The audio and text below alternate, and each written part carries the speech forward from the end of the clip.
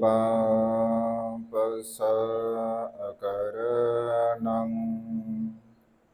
कुशलस उपसम्पदा सचेतपर्योदपनं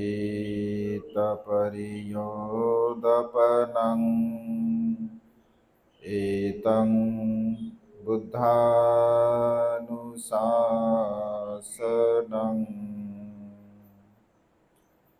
विश्ववंदनीय विश्वशांतीदूत प्रज्ञाशील समाधीचे उद्गाता महान करुणावान करुणेचा सागर तथागत सम्यक संबुद्ध तथागतांचा पावन पवित्र सद्धम्म, त्या सद्धम्माचा सातत्याने प्रचार आणि प्रसार करणारा सदापूजनीय भिक्खू संघ, बुद्ध धम्म आणि संघ या महान तीन रत्नाचे आम्हा सर्वांना माहिती करून देणारे, आम्हा सर्वांचा आधारस्तंभ, भारतीय घटनेचे शिल्पकार, बोधिसत्व गुणोपेतन डॉक्टर बाबासाहेब आंबेडकर यांच्या धम्मक्रांतीमध्ये शेवटच्या श्वासापर्यंत समर्पित राहतो। या वर्षावसाच्या पवित्र अशा कालखंडामध्ये आपल्या धम्मस्कंद बुद्ध विहारामध्ये उपस्थित सर्व श्रद्धासंपन्न उपासक उपासिका, त्याचप्रमाणे सातत्याने प्युरिटी ऑफ माइंड या यूट्यूब चॅनलच्या द्वारा धम्मदेशना श्रवण करून आपल्या जीवनामध्ये अनंत आणि असीम पुण्य संपादन करणारे सर्वच श्रद्धासंपन्न उपासक उपासिका, आपणा सर्वांच्या प्रती अनंत अनंत मंगलकामना मंगलमैत्री भावना व्यक्त करतो व तुम्हा सर्वांच्या हितासाठी, सुखासाठी आणि कल्याणासाठी तथागतांच्या श्रेष्ठ धम्मदेशनाला प्रारंभ करतो।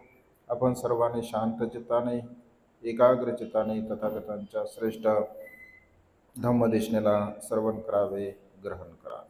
या वर्षावसाच्या पवित्र अशा कालखंडामध्ये रोज आणि रोज तथागतांच्या श्रेष्ठ अशा धम्मदेशनाला आपण श्रवण करून आपल्या जीवनामध्ये अनंत आणि असीम पुण्य संपादन करत आहात। भगवंताची देशना आपल्या स्वतःच्या हितासाठी, सुखासाठी आणि कल्याणासाठी असते। मनुष्याच्या जीवनामध्ये भगवंत असे म्हणतात की पूर्णत्व आपण प्राप्त केलं पाहिजे। जो मनुष्य आपल्या जीवनामध्ये पूर्णत्व प्राप्त करत असतो तर तो मनुष्य सुखाच्या मार्गाने जीवन जगत असतो। मग पूर्णत्व कोणत्या गोष्टीमध्ये मनुष्याने प्राप्त करावं, काय केल्यानंतर मनुष्याला पूर्णत्व प्राप्त होत असते। एक बोधिसत्व आपल्या जीवनामध्ये बुद्धत्वाच्या अवस्थेला प्राप्त करण्यासाठी 30 प्रकारच्या पारमिता पूर्ण करत असतो।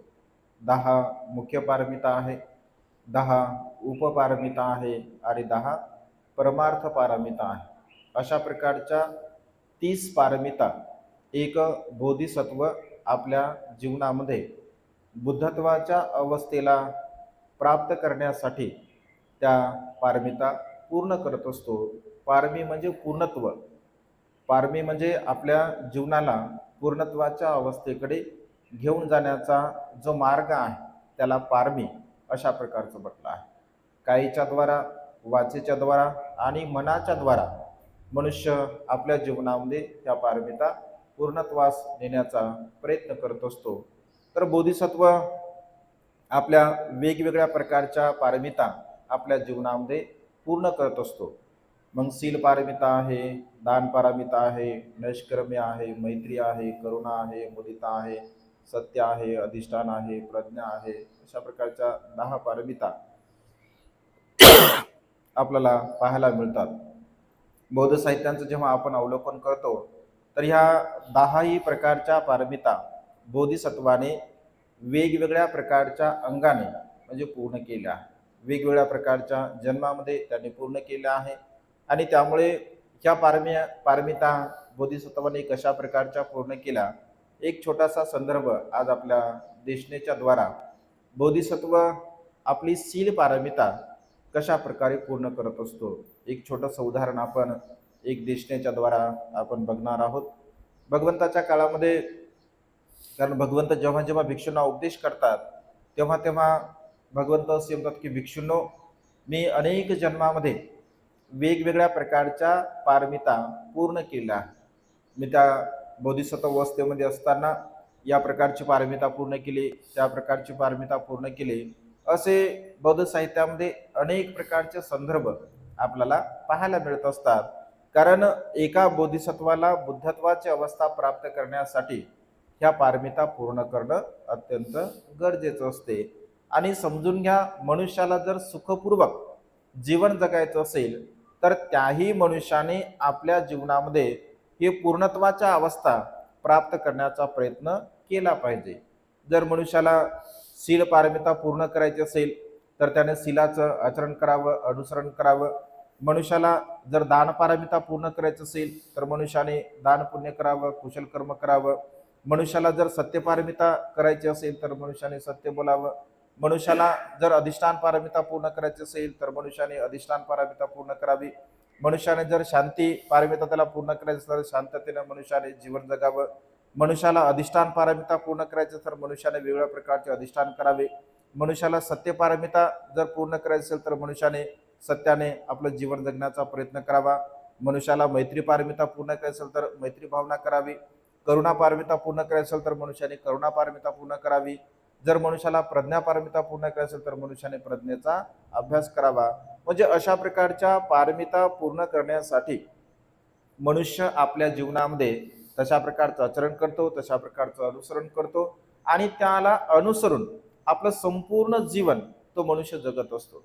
म्हणजे पारमिता पूर्ण करत असताना मनुष्याने काही दिवसापर्यंत तशा प्रकारचं आचरण करावं आणि ते आचरण पूर्ण थांबवावं आणि पुन्हा करावं असं बिलकुल नसते. म्हणजे पारमिता पूर्ण करण्यासाठी मनुष्याने जर तशा प्रकारचं अधिष्ठान घेतलं, समजून घ्या की हे पारमिता मला पूर्ण करायची आहे, तर शेवटच्या क्षणापर्यंत ती पारमिता त्याने पूर्ण केली पाहिजे. म्हणजे त्या जीवनामध्ये त्याला कोणत्याही प्रकारचं कितीही मोठं जरी संकट आलं असेल, आपल्या जीवावर जरी ते संकट आलं असेल, त्या संकटामध्ये आपला मृत्यू जरी म्हणजे जाणारा असेल, तरी सुद्धा आपल्या पारमितेच्या आचरणापासून त्या मनुष्याने परावृत्त झालं नाही पाहिजे, दूर गेलं नाही पाहिजे, तरच त्याला पारमिता अशा प्रकारचं म्हटलं जातं. तर शील पारमिता बोधिसत्व आपल्या जीवनामध्ये कशा प्रकारे पूर्ण करत असतो, एका छोट्याशा उदाहरणावरून आपण बघूया. मगध देशामध्ये एक मघ नावाचा अत्यंत तरुण अशा प्रकारचा युवक असतो आणि तो तरुण अचल देशामध्ये म्हणजे राहत असतो. मगध देशामध्ये वेगवेगळ्या प्रकारचे छोटे मोठे देश होते.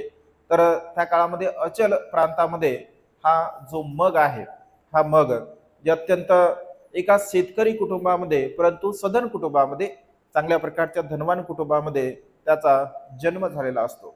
आणि सधन कुटुंबामध्ये जन्म झाल्यामुळे माता पिता अत्यंत शीलवान असतात, गुणवान असतात, सदाचारी असतात, चांगल्या प्रकारचं जीवन जगणारे असतात. कारण माता पिता जर चांगली असतील तर मुलांमध्ये तशा प्रकारे सद्गुण येत असतात. कारण माता पिता जर शीलवान असतील, गुणवान असतील, धार्मिक असतील, परोपकाराची भावना त्यांच्या चित्तामध्ये असेल तर मुलांमध्ये सुद्धा तशा प्रकारचे गुण निर्माण होऊ शकतात. कधी कधी माता पिता चांगले असतील तर कधी कधी होते असं की मुलं चांगले नसतात. कधी कधी असं होऊ शकते की माता पिता चांगले असतात परंतु मुलं चांगले असतात. परंतु बहुतांश ठिकाणी जर आपण विचार केला, जर माता पिता खरोखर चांगले असतील, शीलवान असतील, गुणवान असतील, सदाचारी असतील, नीतिवान असतील तर मुलं सुद्धा तशा प्रकारचे घडू शकतात. आणि त्यामुळे मगचे माता पिता अत्यंत चांगल्या प्रकारचे असतात, शीलवान असतात, गुणवान असतात. समाज उपयोगी आपण कार्य केलं पाहिजे, समाजाची आपण सेवा केली पाहिजे, अशा प्रकारचा भाव माता पित्यांच्या चित्तामध्ये सुद्धा असतो. आणि तोच संस्कार रूपी वारसा मगला सुद्धा प्राप्त होत असतो. आणि मग असा विचार करतो, एका ठिकाणी बसल्यानंतर तो चिंतन करतो, मनन करतो. कारण स्वभावतः बोधिसत्व हे चिंतनशील असतात. ते स्वतःबद्दल चिंतन करत असतात, स्वतःच्या कर्माबद्दल चिंतन करत असतात, स्वतःच्या व्यवहाराबद्दल चिंतन करत असतात. आणि एवढंच नव्हे तर आपल्या भोवताली जे काही लोक असतात तर त्या भोवताली भोवताली असणाऱ्या लोकांच्या संदर्भामध्ये सुद्धा ते चिंतन मनन करत असतात. मग एक वेळेस असा बसला असताना तो चिंतन करतो. कारण लोकांचा स्वभाव तो पाहतो, लोकांच्या स्वभावाच्या प्रवृत्त्या तो पाहतो. लोक वागण्याची प्रवृत्ती पाहतो, लोकांची बोलण्याची प्रवृत्ती पाहतो, लोकांची जीवन जगण्याची शैली तो पाहत असतो, तर त्याला मात्र अत्यंत दुःख होते. कारण लोक वेगवेगळ्या प्रकारचं अकुशल कर्म करणारे असतात, पाप करणारे असतात, दुराचाराने जीवन जगणारे असतात. म्हणजे वेगवेगळ्या प्रकारे वेगवेगळ्या मार्गाने लोक जीवन जगत असतात. मगला मात्र हे बघून अत्यंत दुःख होत असते. परंतु तो असा विचार करतो की आपण लोकांना तर सुधरू शकत नाही, आपण लोकांना तर सांगू शकत नाही, कारण आपण जर लोकांना सांगितलं तर लोक आपलं ऐकणार सुद्धा नाही. आणि त्यामुळे तो असा विचार करतो की आपण चांगल्या प्रकारचं जीवन जगण्याचा प्रयत्न करायचा. आणि मग आपण तर चांगलं जीवन जगायचंच आहे, परंतु जीवन जगत असताना समाजाच्या उपयोगाची जी कामं आहेत, तर ती समाजाच्या उपयोगाची कामं सुद्धा आपण करायची, असं तो मनामध्ये संकल्प करत असतो. मग समाज उपयोगी कामं काय करायचे, तर समजून घ्या, रस्ता आहे आपल्या घरासमोरचा, मग तो रस्ता साफ करायचा असेल, मग आपल्या शेजाराचा रस्ता साफ करायचा असेल, मग गाव साफ करायचं असेल, गल्ली साफ करायचं असेल, तर अशा पद्धतीने तो सुरुवातीला संपूर्ण गावामध्ये साफसफाईचे काम करत असतो. मग कुठे कोणी कचरा टाकला असेल तर तो कचरा उचलून एखाद्या ठिकाणी टाकायचा, किंवा कोणी काही काम सांगलं असेल तर अत्यंत प्रेमाने ते काम ऐकायचं. आणि हळूहळू लोकांना असं वाटू लागलं की या मगला काही काम नाही आहे, हा अशा प्रकारचं काम करत असतो. आणि मग मुद्दाम होऊन लोक त्याला काम सांगायचे. तो कोणत्याही प्रकारे आपल्या मनामध्ये किंतु परंतु न उत्पन्न करता त्या लोकांची तो समाज उपयोगी कामं करत असे. ज्याला कोणाला मदत लागत असेल तर त्याला तो मदत करत असे, कुणाला कुठे पोहोचून द्यायचं असेल तर त्यांना तो पोहोचून देत असे. म्हणजे जे जे कामं त्याला लोकांनी सांगितले ते ते कामं तर तो करतच असे. परंतु अन्य सुद्धा त्याच्या मनाने सुद्धा तो साफसफाईचे कामं किंवा इतर प्रकारचे कामं करत असे, आणि अत्यंत चांगल्या प्रकारे शीलाचं तो पालन करत असे. असे काम करताना आता वेगवेगळ्या प्रवृत्तीचे लोक असतात. मग काही लोक असे म्हणायचे की अरे या मगला काही काम नाही आहे, हा रिकामाच आहे, याचे माता पिता सुद्धा याला काही म्हणत नाहीत, हा सुद्धा रिकामा आहे आणि कुणाचे पण काम हा करत राहतो. याने कामधंदा करावा, काहीतरी उद्योग करावा, व्यवसाय करावा, काही उपजीविका करावी, परंतु हा मात्र कोणत्याही प्रकारचं असं कार्य करत नाही आहे. हा केवळ अशा प्रकारचे समाज उपयोगी कार्य करतो, याला काय काम आहे, असे काही बाजूने लोक बोलत असतात. दुसऱ्या बाजूने काही लोक असं बोलतात की अरे मग तर खूप चांगला आहे, एवढं समाजोपयोगी कामं करतो, अडीअडचणीचे कामं तो करतो, लोकांच्या कामी पडतो. आणि काही काही लोक मुद्दाम म्हणून त्याची परीक्षा घेत असतात, मुद्दाम म्हणून दारामध्ये कचरा फेकणे किंवा वस्तू फेकणे. आणि कोणी जर समजा वृद्ध लोकांनी सांगलं त्यांना की अरे तुम्ही असं कशाला करता, बघा मग तो रस्ता साफ करून गेला, तर लोक उपरोधात्मक असे बोलायचे. मग त्याला काय होते, मग आहे ना, म्हणजे कचरा जर टाकला असेल तर मग उचलण्यासाठी आहे, तो काम करण्यासाठी आहे. तर अशा प्रकारचे लोक वागत असत. आणि शेवटी तो कोणालाही सांगत नसे की हे काम केलं पाहिजे, ते काम केलं पाहिजे, केवळ स्वतः मात्र तशा प्रकारचं तो कार्य करत असे. आणि कार्य करत असताना कोणत्याही प्रकारचा मोबदला मात्र तो घेत नसे. कोणी जर काही त्याला देत असेल तर कुणाचं काही सुद्धा तो घेत नसे. म्हणजे निस्वार्थपणे तो तशा प्रकारची सेवा करत असे.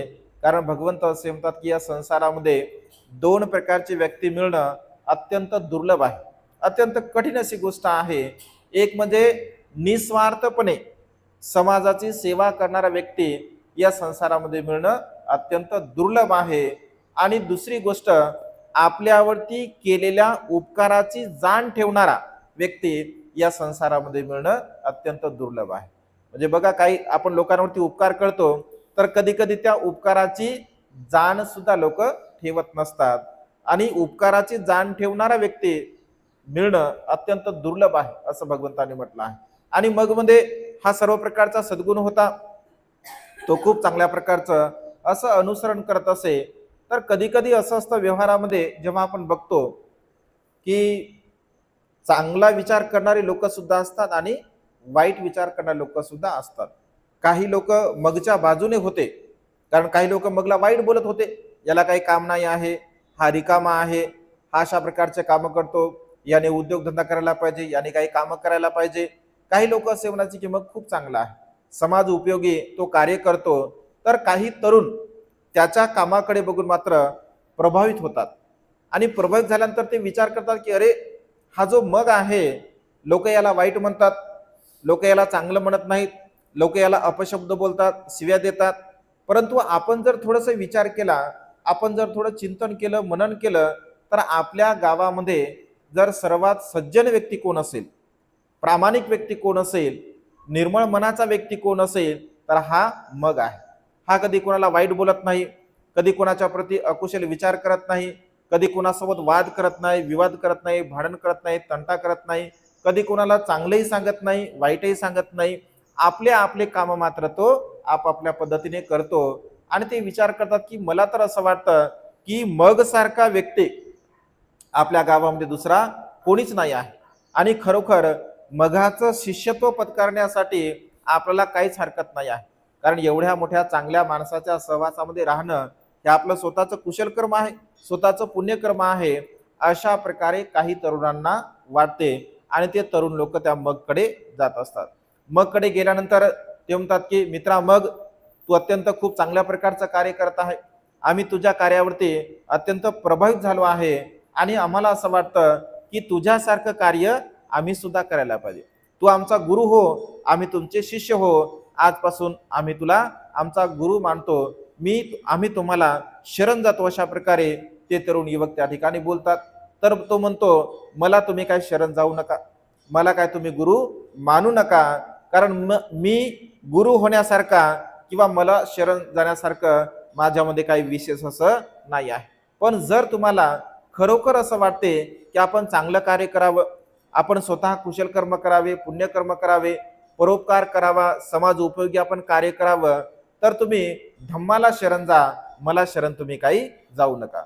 मग ते मुलं म्हणतात की धम्माला शरण जाणे म्हणजे नेमकं काय आहे, कशा प्रकारे धम्माला शरण गेलं पाहिजे. तर तो सांगतो की या संसारामध्ये मनुष्याला सुखाने जर जीवन जगायचं असेल, चांगल्या प्रकारे जर मनुष्याला जीवन जगायचं असेल, कोणत्याही प्रकारचं दुःख त्या मनुष्याला आपल्या जीवनामध्ये नको असं जर वाटत असेल, तर त्या मनुष्याने 5 प्रकारच्या नियमांचं पालन केलं पाहिजे. 5 प्रकारच्या नियमांचं जर तो मनुष्य पालन करत असेल, तर त्याच्या जीवनामध्ये कधीही कोणत्याही प्रकारचं दुःख निर्माण होऊ शकत नाही. अशा प्रकारे मग त्या तरुणांना सांगत असतो. मग ते बोलतात की कोणते 5 तत्व आहे, मग तेव्हा त्यांना मग पंचशिलाच्या संदर्भामध्ये उपदेश करत असतो. तो म्हणतो या संसारामध्ये कधीही आपण कोणत्याही प्रकारच्या प्राण्यांची हिंसा करू नये, आपण कधीही चोरीचं कर्म करू नये, आपण कधीही अकुशल भाव आपल्या मनामध्ये निर्माण करू नये, आपण कधी खोटं बोलू नये, कधी दुसऱ्याची निंदानस्ती करू नये, कधी चहाडी चुगली करू नये, कधी व्यर्थ बडबड करू नये, कधीही आपण कुठल्याही प्रकारच्या नशिली पदार्थाचं आपल्या जीवनामध्ये सेवन करू नये. या 5 तत्वाचं पालन करणारा मनुष्य आपल्या जीवनामध्ये कधीही कोणत्याही अवस्थेमध्ये दुःखाला प्राप्त होऊ शकत नाही. या 5 शिलाचं अनुसरण करणारा मनुष्य आपल्या जीवनामध्ये सदा सर्व काळ सुखाला प्राप्त होत असतो. त्याच्या जीवनामध्ये कोणत्याही प्रकारचं संकट येत नाही, त्याचा कोणीही अपमान करत नाही, त्याची कोणी अवहेलना करत नाही. जे सज्जन लोक असतात, जे ज्ञानी लोक असतात, जे प्रज्ञावान लोक असतात, अशा प्रकारचे लोक त्या व्यक्तींची सदा सर्व काळ स्तुतीच करतात, त्याची प्रशंसा करत असतात. आणि त्यामुळे आपल्या जीवनामध्ये आपण या 5 प्रकारच्या नियमांचं, तत्वांचं पालन केलं पाहिजे आणि या 5 तत्वालाच आपण शरण गेलं पाहिजे. कारण मला शरण जाऊन काय उपयोग आहे, मी सुद्धा या 5 तत्वाचं अनुसरण करतो, आचरण करतो आणि त्यामुळे तुम्ही सुद्धा अशा प्रकारचं आचरण करायला पाहिजे. असा मग बोधिसत्व त्या तरुणांना उपदेश करत असतो. त्यांना सुद्धा पडते, अगोदरच ते त्यांच्यावरती प्रभावित झालेले असतात आणि हा उपदेश ऐकून ते विचार करतात की अरे खरोखरच आहे. मग कधी कोणत्याही प्राण्यांची हिंसा करत नाही, कधी कोणा प्राण्याला त्रास देत नाही, मग कधी कोणाची चोरी सुद्धा करत नाही, मग कधी अकुशल कर्म करत नाही, वाईट कर्म करत नाही, कधी खोटं बोलत नाही, निंदनास्ती करत नाही, चहाडी चुगली करत नाही, व्यर्थ बडबड करत नाही, त्याला कोणत्याही प्रकारच्या नशिली पदार्थाचं सेवन नाही, तो अत्यंत चांगल्या प्रकारे जीवन जगतो. आणि ते तरुण सुद्धा मग तसा संकल्प करतात की आम्ही सुद्धा आजपासून आमच्या जीवनामध्ये या 5 तत्वाचं, या 5 शिलाचं आचरण करणार आहे, पालन करणार आहे. आणि आम्ही तुम्ही जरी असं म्हटलं, तू जरी असं बोलला की गुरु तुला मानू नका, पण आम्ही मात्र तुला आमचे गुरुच मानतो, कारण तुम्ही आम्हाला जीवन जगण्याचा मार्ग सांगितला आहे. आणि ते तरुण आणखी पुन्हा काही तरुण त्यांच्याशी जुळतात, मग ते सुद्धा तशा प्रकारचं समाज उपयोगी कार्य करत असतात. पुन्हा काही तरुणांना आणखी प्रभावित होतात, पुन्हा आणखी काही तरुण तशा प्रकारचं कार्य करतात. अशा प्रकारे 1 2 3 असं जोडता जोडता 30 तरुण त्या गावामधले मघाच्या सोबत कार्य करत असतात. एक व्यक्ती एवढं काम करत होता, आता 30 व्यक्ती त्याच्या सोबत मिळाले आणि त्यामुळे ते खूप चांगल्या प्रकारचं समाज उपयोगी काम करू लागले. मग हळूहळू मग केवळ रस्ते झाडत होता, तर पुन्हा मग रस्त्यावरती कुठं खड्डा पडला असेल तर ते खड्डे बुजण्याचे काम, रस्त्याचे दुतर्फा झाडं असतील तर ते काटेरी झाडं तोडण्याचे काम, तिथे चांगल्या प्रकारचे झाडं लावण्याचे काम, कधी कुठे पाणवठा असेल, विहीर असेल, नदी असेल, त्या नदीतील घाण स्वच्छ करणे, त्या पाणवठ्याला स्वच्छ करणे, म्हणजे अशा प्रकारचे समाज उपयोगी कार्य ते करत असे. आणि ते सर्वच्या सर्व तरुण अशा प्रकारचे वेगवेगळ्या प्रकारचे कार्य करत असल्यामुळे त्या परिसरामध्ये त्या गावामध्ये अत्यंत चांगल्या प्रकारचं वातावरण निर्माण झालं. आणि वातावरण चांगलं निर्माण झाल्यामुळे हे जिथे जिथे जायचे तिथे तिथे लोकांना उपदेश करायचे की तुम्हाला जर सुखपूर्वक जीवन जगायचं असेल तर तुम्ही अशा प्रकारचं आचरण केलं पाहिजे, अशा प्रकारचं अनुसरण केलं पाहिजे. आणि त्यामुळे जिकडे तिकडे हे लोक जायचे तिथे तिथे लोकांना चांगल्या प्रकारे सांगण्याचा ते प्रयत्न करत असत. लोकांना सुद्धा काही लोकांना पटत असे, काही लोकांना पटत नसे. ज्या लोकांना पटत असे ते लोक मात्र तशा प्रकारचं आचरण करण्याचा प्रयत्न करत असत. आणि यांच्या उपदेशामुळे त्या गावामध्ये त्या परिसरामध्ये भांडण होणे, वाद होणे, विवाद होणे, तंटा होणे, या सर्व प्रकारच्या ज्या काही गोष्टी आहेत त्या हळूहळू हळूहळू बंद होऊ लागल्या. आणि बंद झाल्यामुळे जे न्यायालय होतं, भांडण केल्यानंतर न्यायालयामध्ये जावं लागत असे, वाद केल्यानंतर न्यायालयामध्ये जावं लागत असे, अकुशल कर्म केल्यामुळे न्यायालयामध्ये जावं लागत असे, किंवा मद्य सेवन केल्यामुळे न्यायालयामध्ये जावत असे, अकुशल कर्म केल्यामुळे जे न्यायालयामध्ये लोकांना जायचं असे, म्हणजे प्रतिस्पर्धी त्या ठिकाणी लोक वार्तालाप करत असत, न्यायाधीश न्याय देत असे, हे मघांनी अशा प्रकारचं कार्य केल्यामुळे, त्यांच्या मित्रांनी असं समाज उपयोगी कार्य केल्यामुळे कोणी लोक भांडण करू नाही लागले. तंटा वादविवाद कुठल्याही प्रकार अत्यंत शांतपणे लोक जीवन जगू लागले. आणि त्यामुळे त्या कचेरीमध्ये राहणारे जे लोक होते त्यांना मात्र कुठल्याच प्रकारचं काम नाही आहे, कारण कोणी प्रतिस्पर्धी येईन झाला, कुणाचा वाद नाही, भांडण नाही, तंटा नाही, ते शांतपणे बसून राहू लागले.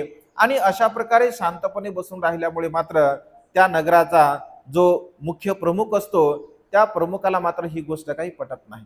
त्याला असं वाटतं की अरे असं जर असेल, कारण तशा प्रकारचं कार्य चालल्यामुळे त्यांची उपजीविका होत असे, पलीकडच्या फिर्यादीकडून सुद्धा पैसे घ्यायचे, या फिर्यादीकडून सुद्धा पैसे घ्यायचे, लाच घ्यायचे, हे सर्व प्रकार त्यांचं कार्य चालत असे. आणि त्यामुळे त्याचा नफा होत असे, त्याला पैसा मिळत असे, त्याला धन मिळत असे. परंतु सर्वच्या सर्वच लोक चांगल्या प्रकारचं आचरण करत असल्यामुळे ज्या लोकांचे हे काम चालत होते त्या लोकांना मात्र ही गोष्ट काही आवडली नाही. आणि त्यामुळे त्या प्रमुखाला ही गोष्ट आवडली नाही, कारण त्याचे सर्व काही कामधंदे ठप्प पडले. आणि त्यामुळे मग लोक विचार करू लागले, तो विचार करतो की अरे ही गोष्ट मात्र आपण राजाला सांगली पाहिजे, कारण मग किंवा मगच्या सोबत जर असे तरुण एवढे मोठे 30 तरुण त्याच्यासोबत आता वार्तालाप करतात, संवाद करतात, हे 30च्या 30 लोक सुद्धा चांगल्या प्रकारचं लोकांना मार्गदर्शन करतात, असं जर चालत राहिलं तर आपलं काही खरं नाही आहे. असं जर चालत राहिलं तर आपली तर उपजीविका सगळी नष्टच होईल, आपल्याला तर काही कामच राहणार नाही. आणि राजा आपल्याला जो मोबदला देतो हे काम करण्याचा, तर राजाला जर कळाली ही गोष्ट तर राजा सुद्धा आपल्याला मोबदला देणार नाही, आपला परिवार तर संकटामध्ये पडेल.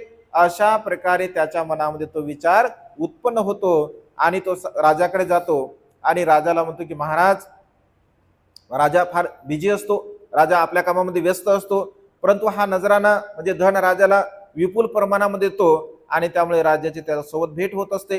तो राजाला भेटतो आणि राजा विचारतो की कसं काय चाललं तुमच्या नगरामध्ये, तुमच्या गावामध्ये, तुमच्या प्रांतामध्ये कसं काय, कारण तो प्रांत प्रमुख असतो. तर तो म्हणतो महाराज काय सांगावं, अत्यंत सुखपूर्वक आमचे म्हणजे लोक राहत होते, परंतु काही लोक, मग नावाचा एक युवक आहे, तरुण आहे, त्याने 10-20 लोकांना सोबत घेतला आहे, त्याने अशा प्रकारची एक टोळी बनवली आहे आणि ते फार लोकांना त्रास देतात आणि त्यामुळे तुम्ही त्यांचा काहीतरी बंदोबस्त केला पाहिजे, कारण अशाच प्रकारे जर चालत राहिलं तर तुमच्या राज्यामध्ये म्हणजे उद्रेक उत्पन्न होईल, लोक अकुशल मार्गाने जीवन जगणारे निर्माण होतील. अशा प्रकारे तो त्या ठिकाणी राजाला सांगत असतो. राजा असतो, राजा काही शहानिशा करत नाही. राजा म्हणतो ठीक आहे, जा सैन्यांना घेऊन आणि त्यांना तुम्ही पकडून आणा.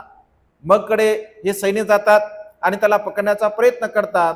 मग विचारतो की आम्हाला का तुम्ही पकडतात, आमचा काय दोष आहे, आम्ही काय अपराध केला आहे. तर ते लोक सांगतात की तुम्हाला राजाने बोलवलं आहे. तो म्हणतो की राजाने जर बोलवलं असेल तर काही हरकत नाही, आम्हाला पकडण्याची काही गरज नाही आहे, आम्ही खुशीने राजाकडे येण्यासाठी तयार आहोत. आणि ते सर्वच्या सर्व युवक तरुण राजाकडे येत असतात.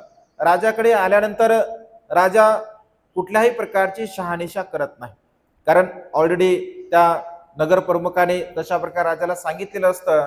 राजा कुठल्याही प्रकारची शहानिशा न करता, भगवंत असे म्हणतात की निर्णय घेत असताना विचारपूर्वक मनुष्याने निर्णय घेतले पाहिजे. मला आपल्याला पश्चाताप होईल अशा प्रकारचे आपण कधीही निर्णय घेऊ नये. रागामध्ये घेतलेला निर्णय हा म्हणजे योग्य नसतो. द्वेषाच्या पोटी घेतलेला निर्णय हा योग्य नसतो. विचार विनिमय न करता घेतलेला निर्णय हा योग्य नसतो. लोभामध्ये घेतलेला निर्णय हा योग्य नसतो. कारण राजाने लोभामध्ये निर्णय घेतला होता. प्रधानाने त्याला खूप सारं धन दिलं होतं आणि त्याचं ते ऐकल्यामुळे लोभ त्याचा पूर्ण झाला आहे. म्हणजे त्याच्याप्रती राग आलेला आहे, द्वेष आलेला आहे, मोह आलेला आहे. आणि कुठल्याही प्रकारचं चिंतन मनन न करता राजा तो निर्णय घेत असतो. तर हत्तीला असं म्हटलं आहे, हत्ती बोलवतात आणि हत्तीला म्हणजे माहुताच्या द्वारा त्यांना आदेश देतात की यांना या हत्तीच्या पायाखाली चिरडण्यासाठी तुम्ही सांगा. हत्तीच्या पायाखाली या सगळ्या तरुणांना द्या तुम्ही, आता यांना सगळ्यांची हत्या करा. कारण अशा प्रकारच्या लोकांना सबक शिकवणं अत्यंत म्हणजे सबक शिकवणं गरजेचं आहे असा राजा हुकूम सोडतो. तेव्हा मग आपल्या मित्राला सांगतो की बघा मित्र हो, आता तुम्हाला असं वाटेल की आपण तर एवढे चांगले कामं केले, एवढे समाज उपयोगी कामं केले, आपण कधी कुणाचं वाईट केलं नाही, कधी कुणाला म्हणजे त्रास दिला नाही, आणि असं एवढं चांगलं कार्य करून जर राजाच्या द्वारा आपल्याला मृत्यूला समोर जावं लागत असेल आणि तुम्हाला जर पश्चाताप होत असेल की अरे आम्ही मगच्या म्हणजे सोबत उगेच आलो, आम्ही मगच्या सोबत जर आलो नसतो तर आम्हाला अशा प्रकारे संकटाला समोर जावं लागलं नसतं, असा तुम्ही बिलकुल विचार करू नका. असा तुम्ही बिलकुल विचार करूच नका. कारण तुम्ही जे कार्य केलं ते अत्यंत चांगल्या प्रकारचं कार्य केलं आहे. आपण जे कार्य करत आहोत ते कार्य खूप चांगल्या प्रकारचं आहे. तुम्ही तुमच्या मनामध्ये अशी भावना उत्पन्न करा, तुमच्या मनामध्ये तुम्ही अशी भावना उत्पन्न करा की आम्ही तर खूप चांगल्या प्रकारचं कार्य केलं आहे. आम्हाला ज्यांनी राजापर्यंत आणलेलं आहे त्यांच्या प्रती सुद्धा तुम्ही मंगलमैत्रीची भावना करा. राजाच्या प्रती सुद्धा तुम्ही मंगलमैत्रीची भावना करा. जे हत्ती तुमच्या अंगावरती येत आहेत त्या हत्तीच्या प्रती सुद्धा तुम्ही मंगलमैत्रीची भावना करा. ज्या हत्तीला चालवण्यासाठी माहूत प्रयत्न करत आहे त्या माहुताच्या प्रती सुद्धा तुम्ही मंगलमैत्रीची भावना करा. तुम्ही सर्वांच्या प्रती मंगलमैत्रीची भावना करा. तुमच्या मनामध्ये किंचित सुद्धा या लोकांच्या प्रती द्वेष उत्पन्न होऊ देऊ नका, राग उत्पन्न होऊ देऊ नका. ना त्या नगर प्रमुखाच्या प्रती राग उत्पन्न होऊ देऊ नका, राजाच्या प्रती, हत्तीच्या प्रती, माहुताच्या प्रती, कोणाच्याही प्रती तुमच्या मनामध्ये राग उत्पन्न तुम्ही होऊ देऊ नका. कारण किंचितभर सुद्धा तुमच्या चित्तामध्ये जर राग उत्पन्न झाला, द्वेष उत्पन्न झाला तर तुम्ही जे केलेलं कार्य आहे ते कार्य मात्र धुळीस मिळेल, त्याचा कोणत्याही प्रकारचा लाभ होणार नाही. कारण भगवंत असे म्हणतात की आपण जर चांगलं कार्य करत असेल, आपण जर कुशल कर्म करत असेल, पुण्यकर्म करत असेल, समाज उपयोगी आपण कार्य करत असेल तर त्याचा पश्चाताप आपल्याला झाला नाही पाहिजे. आपल्याला जर एखादं कार्य आपण करतोय आणि एखादं कार्य केल्यानंतर जर आपल्याला पश्चाताप होण्याची जर वेळ येत असेल किंवा आपण जर पश्चाताप करत असेल तर त्या ठिकाणी त्या कार्याचा जो परिणाम आहे, जो विपाक आहे, त्या विपाकाचा परिणाम मात्र आपल्याला प्राप्त होत नाही. कारण भगवंत असे म्हणतात की कर्म हे अत्यंत महत्वपूर्ण आहे. ते असं म्हणतो की आपण चांगले कर्म केले, आपण कुशल कर्म केले, आपण पुण्यकर्म केले, आपण समाजाच्या उपयोगाचे कर्म केले आणि समाजाच्या उपयोगाचे कर्म केल्यामुळे आपल्याला पश्चाताप करण्याची बिलकुल गरज नाही आहे. कारण आपण खूप चांगल्या प्रकारचं कर्म केलं. आणि भगवंत असे म्हणतात कर्म केल्यानंतर कधी पश्चाताप करू नये. कारण मग सुद्धा त्यांना सांगतो तुमच्या मनामध्ये जर किंतु परंतुचा भाव जर उत्पन्न झाला तर तुम्ही केलेल्या कुशल कर्माचा, पुण्यकर्माचा काही एक लाभ होणार नाही. त्यामुळे तुम्ही मनामध्ये मैत्री भाव उत्पन्न केला पाहिजे. तुमच्या मनामध्ये या संपूर्ण लोकांच्या प्रती अनंत अनंत मैत्री भावना तुम्ही निर्माण केली पाहिजे. जर तुम्ही अनंत मैत्री भावना जर निर्माण करसाल तर त्याचा लाभ तुमच्या जीवनामध्ये तुम्हाला खूप चांगल्या प्रकारचा होऊ शकतो. कारण मनुष्याने केलेल्या कर्माचा पश्चाताप कधी करू नये असं भगवंतांनी म्हटलं आहे. कर्मच असे करू नये की आपल्याला पश्चाताप होईल. म्हणजे पश्चाताप कर्म केल्यानंतर जर आपल्याला पश्चाताप होत असेल की अरे हे कर्म मी उगच केलं, हे कर्म मी करायला पाहिजे नव्हतं, तर भगवंत असे म्हणतात की ते अकुशल कर्म आहे. म्हणजे पुण्यकर्माची आणि चांगल्या कर्माची कसोटी लावताना भगवंत असे म्हणतात कर्म करताना सुद्धा प्रसन्नता लाभत असेल, कर्म केल्यानंतर सुद्धा प्रसन्नता लाभत असेल आणि ते कर्म जेव्हा जेव्हा आपण आठवू तेव्हा तेव्हा आपलं मन प्रसन्न होत असेल तर समजून घ्यावं ते पुण्यकर्म आहे, ते कुशल कर्म आहे, ते चांगले कर्म आहे. कर्म करताना भीती वाटत असेल, कर्म केल्यानंतर सुद्धा भीती वाटत असेल किंवा कर्म आठवल्यानंतर सुद्धा भीती वाटत असेल किंवा पश्चाताप होत असेल तर समजून घ्यावं ते कर्म अकुशल आहे, ते कर्म वाईट आहे. आणि त्यामुळे कर्म केल्यानंतर आपल्याला जर वाटत असेल की हे कर्म चांगलं आहे, हे पुण्याचं कर्म आहे, तर पश्चाताप आपण कधीही करू नये. कारण त्याचे परिणाम मात्र फार भयंकर असतात, त्याचे परिणाम मनुष्याला फार भयंकर भोगावे लागतात. बघा भगवंताच्या काळामध्ये एक छोटंसं उदाहरण आहे, याला अनुसरून कर्म म्हणजे पश्चाताप आपण कधी करू नये. पश्चाताप जर आपण केला, तुम्हाला जर खात्री आहे की हे कर्म चांगलं आहे, हे कर्म कुशल आहे, तर पश्चाताप आपण कधी केला नाही पाहिजे. पण पश्चाताप जर आपण केला तर त्याचे परिणाम मात्र वेगळे असतात. एकदा बघा राजा प्रसेनजित दुपारच्या प्रहरी, तसं देशनेमध्ये तुम्ही ही कथा ऐकली सुद्धा असेल कारण आपल्या प्युरिटी ऑफ माइंड या चॅनलवरती यापूर्वी सुद्धा ही स्टोरी मी सांगितली आहे. कारण पश्चाताप कधी कधी लोकांना पश्चाताप होतो बघा. अनेक लोक पश्चाताप करतात की अरे मी हे उगच केलं, मी समजा दान दिलं तर लोकांना असं वाटतं की दान उगच दिले, मी द्यायलाच पाहिजे नव्हतं, दान बिलकुल द्यायला पाहिजे नव्हतं असं लोकांना वाटते. कधी कधी लोकांना असं वाटतं मी हे करायला पाहिजे नव्हतं कारण हे केल्यामुळे काही लाभ होणार नाही आहे. आपण जर एखादं कर्म केलं, आपण बीज लावलं, तर त्याचा पश्चाताप आपण बिलकुल करू नये, कधी करू नये आपण पश्चाताप. कारण आपण निर्मळ मनाने, प्रसन्न मनाने, चांगल्या मनाने जर एखादं कर्म केलं असेल तर त्या कर्माचा पश्चाताप करण्याचा बिलकुल कुठल्याही प्रकारची आवश्यकता नसते.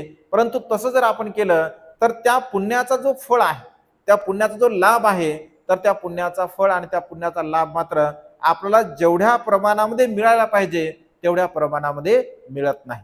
आणि त्यामुळे कधी पश्चाताप आपण करू नये. एक वेळचा प्रसंग, राजा प्रसेनजित दुपारच्या प्रहरी भगवंताला भेटण्यासाठी जात असतो.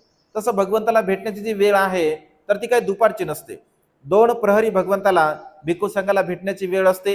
एक पहिल्या प्रहरी म्हणजे सकाळच्या प्रहरी आपण म्हणजे 12च्या आतमध्ये भगवंताला भिक्खू संघाला भेटण्याची योग्य वेळ म्हटला आहे. आणि संध्याकाळच्या प्रहरी भिक्खू संघाला भगवंताला भेटण्याची योग्य वेळ म्हटला आहे. दुपारच्या प्रहरी मात्र कधी कोणी भगवंताला भेटण्यासाठी जात नसे, तर राजा दुपारच्या प्रहरी भगवंताला भेटण्यासाठी जात असतो. मग भगवंत असे म्हणतात की महाराज कसं काय आज आपण अवेळी आला आहात, कारण ही तर वेळ नाही भेटण्याची, आपण अवेळी आला आहात. तर राजा प्रसेनजित म्हणतो की भगवान बाजूलाच आलो होतो आणि त्यामुळे अशी मनामध्ये इच्छा झाली की चला आपण फार जवळ आलो आहोत तर भगवंताचं आपण दर्शन घेऊया. तर भगवंत म्हणतात की ठीक आहे भगवान, आपली परवानगी जर असेल तर एक प्रश्न विचारू का? भगवंत म्हणतात विचारा, परवानगी आहे. तर तो म्हणतो भगवान मी सकाळपासून दुपारच्या प्रहारापर्यंत या नगरामध्ये आहे. भगवान इथे एक श्रेष्ठी मूर्तीला प्राप्त झाला. भगवान तो निपुत्रिक होता, जे त्याला मुलं नव्हते, त्याला पत्नी नव्हती, त्याच्या दूरदूरपर्यंतचे जे अपतेष्ट होते ते सुद्धा त्याला कोणीच नव्हते. भगवान तो एकमेव एकटाच आपल्या परिवारामध्ये होता. भगवान तो मूर्तीला प्राप्त झाला, त्याच्याकडे विपुल धनसंपदा होती. भगवान त्याच्याकडे एवढी संपत्ती होती की सकाळपासून आतापर्यंत 500 गाड्यांनी मी त्याची संपत्ती राजकोषामध्ये जमा केली आहे. एवढा धनवान भगवान तो होता. परंतु भगवान जेव्हा त्याच्या संदर्भामध्ये मी लोकांना विचारलं की एवढी धनसंपत्ती या व्यक्तीकडे आहे तर याची दिनचर्या कशी होती, याची जीवन जगण्याची पद्धती कशी होती, तर भगवान लोक मला सांगू लागले की महाराज काय सांगावं, या व्यक्तीकडे एवढी संपत्ती असताना सुद्धा या व्यक्तीने कधीही चांगल्या प्रकारचं स्वादिष्ट अन्न ग्रहण केलं नाही. हा स्वादिष्ट अन्न स्वतःसाठी बनवत असताना सुद्धा याने चांगल्या प्रतीचा भात कधी खाल्लाच नाही. त्या भाताची जी कणिक असते त्या कणिकाचं तो पेय बनवत असे आणि त्याच्यावरती कुठल्या दुसऱ्या प्रकारची काही भाजी वगैरे बनवायची असेल तर ती भाजी सुद्धा तो बनवत नसे, त्या पेयाला तो पातळ बनवत असे, जेणेकरून भाजी सुद्धा गरज पडणार नाही. महाराज याच्या अंगावरती वस्त्र असे होते की त्याच्या वस्त्राला अनेक ठिकाणी म्हणजे ठिगळ लावले होते, वस्त्र जोडलेले होते, अशा प्रकारे तो वस्त्र प्रदान करत असे. महाराज या नगरामधून तो जेव्हा रथाने फिरत असे तर त्याचा रथ अगदी मोडकळीस होता, त्याच्या रथावर छेद सुद्धा नव्हतं. एवढंच नव्हे तर महाराज त्याच्या रथाचे घोडे एवढे कमकुवत होते, असं वाटायचं की हे घोडे आता मृत्यूला प्राप्त होणार आहेत. भगवान तो स्वतःसाठी सुद्धा सुखपूर्वक जीवन जगत नसे, स्वतः सुद्धा चांगलं जीवन जगत नसे, दान पुण्याची गोष्ट तर दूरच राहिली. महाराज याने याच्या जीवनामध्ये कधीही कोणत्याही प्रकारचं दान पुण्य कुशल कर्म केलेलं नाही आहे. तेव्हा तो म्हणतो की महाराज, तो म्हणतो भगवान एवढी संपत्ती असताना, एवढं सर्व काही असताना मनुष्य असं कसं वागू शकतात? भगवान मनुष्याला असं कसं वागू शकते किंवा मनुष्य असं का वागतो भगवान? आणि एवढं सर्व काही आहे, एवढं सर्व काही जर असेल तर मनुष्याने खूप चांगल्या प्रकारे जीवन जगलं पाहिजे. कारण भगवंत असे म्हणतात भोग संपदा मनुष्याच्या जीवनामध्ये असणं अत्यंत गरजेचं आहे. संपत्ती आपल्याकडे किती आहे याला महत्व नाही, आपल्याकडे असणाऱ्या धनसंपत्तीचा उपभोग आपण कशा प्रकारे घेतो हे अत्यंत महत्वाचं आहे. व्यवहारामध्ये लोक आपल्याला असे पाहायला मिळतात, कधी कधी लोकांच्या आचरणावरून, लोकांच्या व्यवहारावरून, लोकांच्या वागण्यावरून बोलता बोलता लोक असं म्हणतात, घरी जळता जळणं म्हणतात, बघा याचं वागणं कसं आहे. घरी म्हणजे किती म्हणतात, खूप सारं काही घरी आहे याच्या, पण तू याला काय वागण्याचे ढब नाही असं म्हणतात.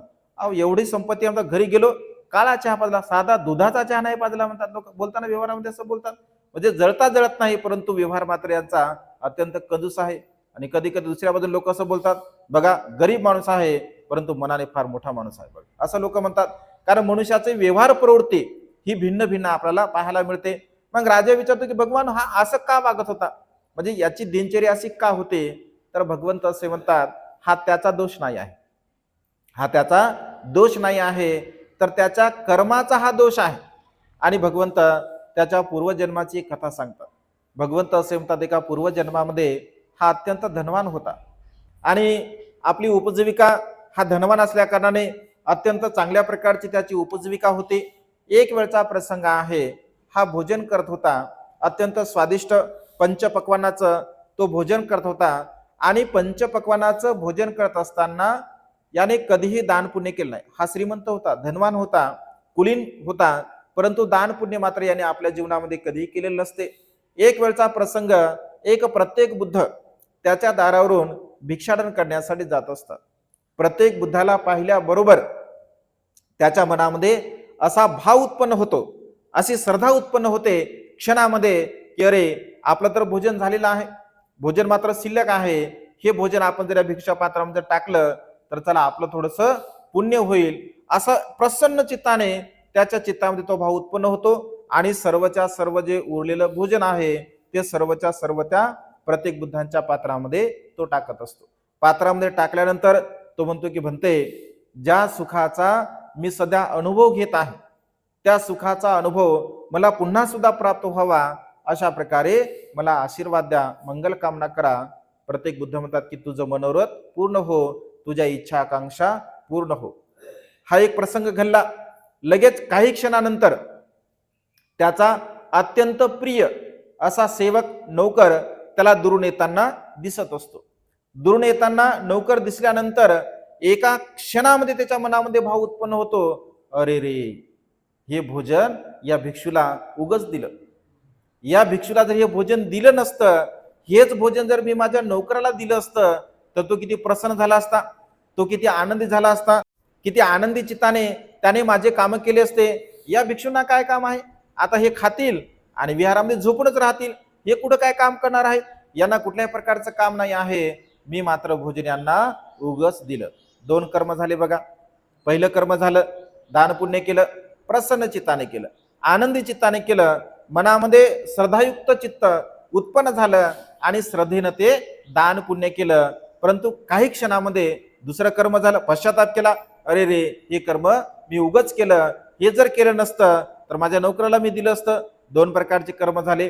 भगवंत असे म्हणतात की महाराज, हा जो श्रेष्ठी आहे हा श्रेष्ठी तोच आहे.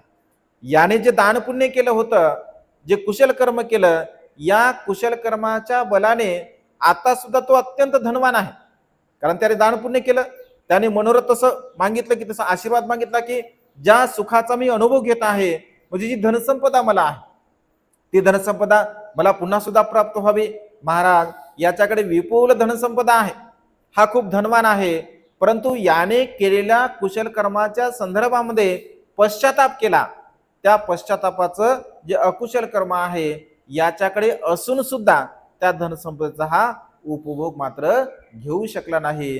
त्याने दोनही कर्म केले, त्या दोनही कर्माचा परिणाम त्याला भोगावा लागला. आणि त्यामुळे भगवंत असे म्हणतात की कर्म केल्यानंतर आपण पश्चाताप करूच नाही.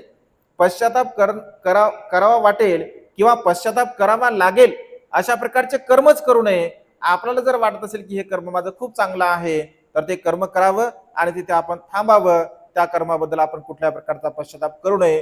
तर मग सुद्धा आपल्या मित्रांना सांगतो की बघा, तुम्ही खूप चांगले कर्म केले आहे, एवढ्या दिवसापासून तुम्ही आपण समाज उपयोगी कार्य करत आहोत, एवढं चांगलं कर्म करत आहोत, तर तुमच्या मनामध्ये असा भाव उत्पन्न होऊ शकतो की अरे, आम्ही एवढे चांगले कर्म केलं, एवढं शिलाचं पालन केलं, एवढं समाज उपयोगी कार्य केलं, तरी सुद्धा आम्हाला मात्र राजा मृत्यूदंड देत आहेत.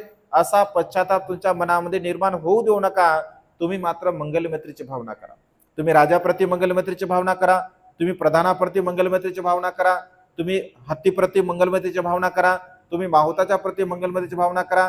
अशा प्रकारे आपल्या हृदयामध्ये अनंत तुम्ही मंगलमैत्री निर्माण करा आणि जे होईल ते आपण समोर पाहून घेऊ, असा कुठल्याही प्रकारचा तुम्ही विचार करू नका. आणि खरोखर ते सर्वच्या सर्व तरुण सर्वांच्या प्रती, कारण त्यांचं हृदय अत्यंत प्रसन्न असते, आनंदी असते, निर्मळ असते, त्याने कधी कुणाचं अकुशल कर्म वाईट कर्म केलेलं नसते आणि त्यामुळे ते सर्वांच्या प्रती मंगलमैत्रीची भावना करत असतात. माहूत हत्तीला त्या ठिकाणी म्हणजे मारतो त्यांच्यावरती चढण्यासाठी, परंतु हत्ती मात्र त्यांच्या अंगावरती जातच नाही. तो विचार करतो की अरे, हत्ती का जात नाही आहे. पुन्हा पुन्हा तो प्रयत्न करतो हत्तीला त्यांच्या अंगावरती चढवण्यासाठी, परंतु हत्ती मात्र मोठमोठ्याने किंकाळतो आणि पाठीमागे सरत असतो. अशा प्रकारचा बराच वेळापर्यंत हे कृत्य चालत असते. राजा विचार करतो की हत्ती लोकांना मारण्यासाठी तर उत्सुक असतात, कारण त्याच्या समोर जर व्यक्ती असेल तर त्यांना मारण्यासाठी ते उत्सुक असतात, परंतु एवढे मोठे तरुण असून सुद्धा समोर हत्ती त्यांच्या अंगावरती का चालून जात नाही आहे, काय कारण आहे. मग लगेच तो प्रधान म्हणतो की महाराज, हे फार मायावी लोक आहेत, हे लोक फार मायावी आहेत. हत्तीला वंश करण्याचे त्यांच्याकडे काहीतरी जादू असली पाहिजे, म्हणून ते हत्ती त्यांच्या अंगावर चाल करत नाही. पुन्हा राजा विचारतो की तुमच्याकडे काही अशा प्रकार जादू आहे का, हत्तीला वंश करण्याचा काही मंत्र तुमच्याकडे आहे का. तर ते सांगतात की महाराज, आमच्याकडे कुठल्याही प्रकारचं मंत्र वगैरे काही नाही आहे, परंतु हो, आमच्याकडे अशा प्रकारे एक जे सदाचाराचं बुद्धांचं जे वचन आहे, मनुष्याच्या कल्याणाचं जे वचन आहे, ते वचन मात्र आमच्याकडे आहे. काय वचन आहे. तर महाराज, आम्ही अत्यंत शिलाचं पालन करतो, आम्ही सदाचाराचं पालन करतो, आम्ही सर्वांच्या प्रती मंगलमैत्रीची भावना करतोय. केवळ मंगलमैत्री आम्ही करत आहोत आणि त्या मंगलमैत्रीच्या प्रभावाने हत्ती सुद्धा आमच्यापर्यंत काही येऊ शकत नाही. राजाला पश्चाताप होतो. राजा म्हणतो अरे, असं आहे का. मग राजा शहानिशा करतो की खरोखरच हे अकुशल कर्म करणारे आहेत का, वाईट कर्म करणारे आहेत का. पुन्हा राजा काही सैनिकाला पाठवतो, निवडक सैनिकांना, जा त्या गावामध्ये बघा तुम्ही काय तिथे चालू आहे. तर जेव्हा ते राजाचे लोक जातात, तिथे बघतात तर सर्वच्या सर्व लोक अत्यंत सुखी असतात, अत्यंत समाधानी असतात, अत्यंत चांगल्या प्रकारचं कार्य करणारे असतात. जेव्हा लोक मघाच्या संदर्भामध्ये किंवा त्यांच्या मित्राच्या संदर्भामध्ये सांगतात, तर ते सर्वच्या सर्व मघाच्या मित्राबद्दल अत्यंत चांगल्या प्रकारचे प्रशंसनीय ते शब्द त्या ठिकाणी व्यक्त करतात, त्यांची स्तुती करतात. सर्व हकीकत राजाला कळत असते. राजा प्रसन्न होतो, आनंदी होतो, परंतु त्या नगर प्रमुखाच्या प्रती मात्र राजाला पुन्हा राग उत्पन्न होतो. राजा म्हणतो की तुझ्यामुळे आज मी निष्पाप लोकांना मारण्यासाठी तयार झालो आहे, तुझ्यामुळे हे मी अकुशल कर्म वाईट कर्म करणार होतो, आता तुला मात्र फाशीची शिक्षा या ठिकाणी मी देणार आहे. तेव्हा मग म्हणतो की महाराज, असं तुम्ही नको करावं. म्हणजे आमचा जर तुम्हाला सन्मान करायचा असेल, आदर करायचा असेल, तर तुम्ही सुद्धा या नगर प्रमुखाला ही शिक्षेपासून तुम्ही मुक्त करावे, कारण आम्ही सुद्धा त्याला म्हणजे माफ केला आहे. आपल्या राज्यामध्ये त्या संपूर्ण जे काही युवक असतात त्या 30ही तरुणांना आपल्या राज्यामध्ये खूप चांगल्या चांगल्या प्रकारचे पद देतो आणि आपल्या राज्यांच्या प्रमुखपदी मघाची त्या ठिकाणी ते नियुक्ती करत असतात आणि अशा पद्धतीने मग सर्व लोकांना त्या ठिकाणी सुधारत असतो. स्वतः चांगलं कर्म करतो, कुशल कर्म करतो, पुण्य कर्म करतो आणि असं म्हटलं की या जन्मामध्ये मग आपले बोधिसत्व ते असतात आणि बोधिसत्व आपल्या शीलाचं पालन करत असतात, शील पारमिता पूर्ण करत असतात.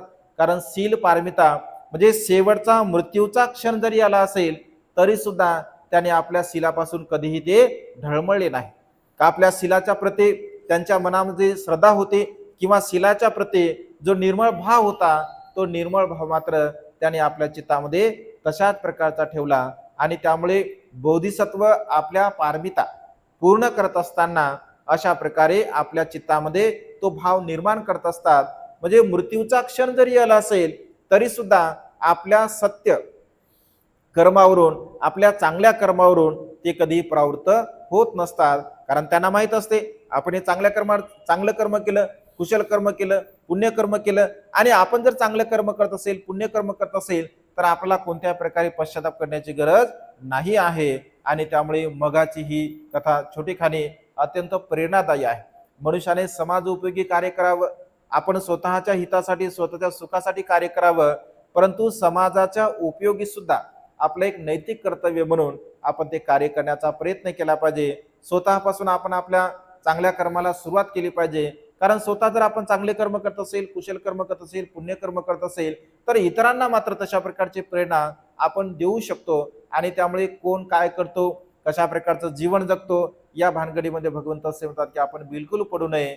आपण आपले स्वतःचे कर्म सुधारावे, स्वतःच्या शीलाला आपण परिशुद्ध करावं, स्वतःच्या शीलाला आपण परिपक्व करावं, दान पुण्य करावं, सदा सर्व काळ आपण मंगलमैत्रीची भावना करावी आणि आपल्या जीवनाला सुखाच्या मार्गाकडे आपण घेऊन जाण्याचा प्रयत्न करावा. या मघाच्या कथेमधून या गोष्टीमधून आपण हा बोध घ्यावा. आज या मंगलमय प्रसंगी अधिक धम्मदेशना न देता ही धम्मदेशना इथे संपन्न करतो. सर्वांचं मंगल हो, सर्वांचं कल्याण हो, सर्वांना दीर्घायुष्य लाभो.